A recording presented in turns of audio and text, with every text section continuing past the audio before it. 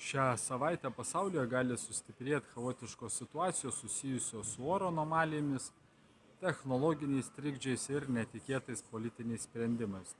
Šiuo metu gali paaštrėti informaciniai konfliktai, klaidos valdžios struktūrose ar jautrios informacijos nutekinimai. O žmonėms tai gali pasireikšti kaip padidėjęs triukšmo, gandų ir dezinformacijos rautas. Todėl bus svarbu nepasikliauti emociniam reakcijom ir gali kilti transporto nesklandumų tiek dėl oro, tiek dėl techninių sutrikimų. Todėl kelionės verta planuoti atsargiau. Finansų srityje gali būti juntamas spaudimas, kuris skatina vengti rizikingų sprendimų ir labiau teikti prioritetą praktiniam planavimui. Tai savaitė, kai reikės daugiau kantrybės, mažiau impulsų ir daugiau dėmesio saugumui bei racionalumui.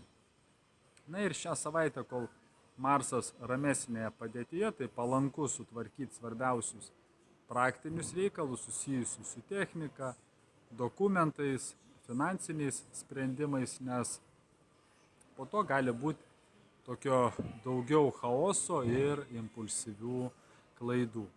Ir vertėtų pabaigti konfliktus, kuriuos galima užbaigti ramiai, nes vėliau tiesiog žmonės bus gerokai irzlesni ir mažiau racionalūs. Ir ši savaitė tai laikas išvalyti mintis ir nuspręsti, kas bus svarbu ateinančiam mėnesiui. Kviečiu, kas dar prenumeruoti mano kanalą, kad nepraleistumėt astrologinių naujienų. Ir horoskopą savo zodiako ženklui, kaip visada, rasite komentaruose paspaudę nuorodą. Ir linkiu, kad ši savaitė jums būna prasminga, rami ir kupina geros energijos.